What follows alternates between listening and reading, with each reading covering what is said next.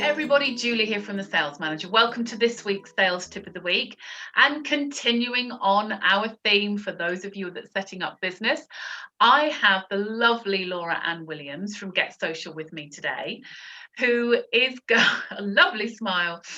And is Pascal with you, Laura Ann, or have we got... Pascal is down in his viv. Okay, all right, so not Pascal today. So just the lovely Laura Ann Williams.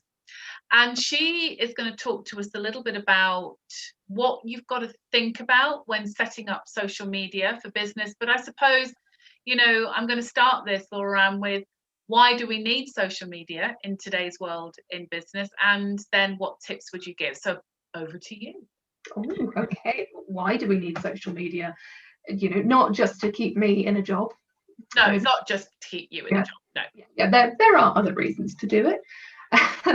It's a really, really good way of actually reaching more people without having to physically put yourself in front of them.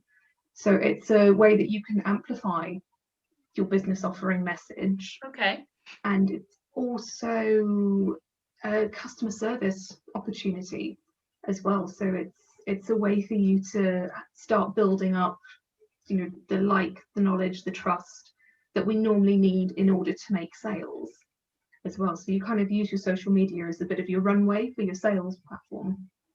Excellent. Okay, so talking to the world, a bit of a presence, etc. What sort of hints and tips would you give somebody starting up in business? So for someone who's just starting, I would say don't try to be on every single platform right from the get-go. You will be best off sort of tackling them one at a time. And presumably, you know, if you've just started your own business, you've done a little bit of customer profiling and you've got more of an idea of where your target market is going to be. So for example, if you want to speak to owner managed businesses, you're more likely to find them on LinkedIn than you are on Snapchat. So there'd be no point in you putting loads of effort into marketing on Snapchat if your target audience isn't there. So we kind of narrow it down first. Okay, so where is your target audience? This is the platform they're most likely to be on. So let's start there, get that absolutely perfect for a couple of months, and then we can look at building up a presence on other platforms as well. But I always say, if your audience isn't there, there's no point in you putting any time or money into it. Yeah.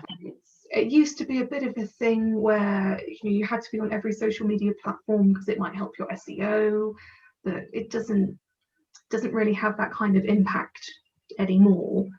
The way that the algorithms on social media work at the moment, anyway, until they, you know, change it in like 24 hours, because I'm about to say something. They work primarily based on engagement. Oh, okay.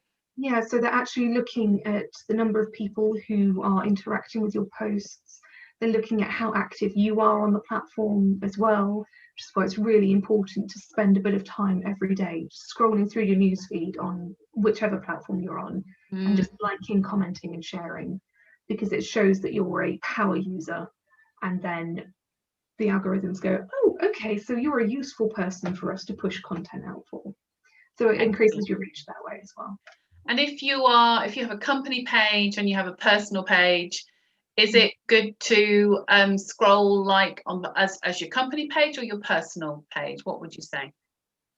I would say, I mean, on LinkedIn at the moment, there isn't the functionality for you to interact widely as your business page, which is a little frustrating. I'm sure it's something that they will actually tackle. Yeah.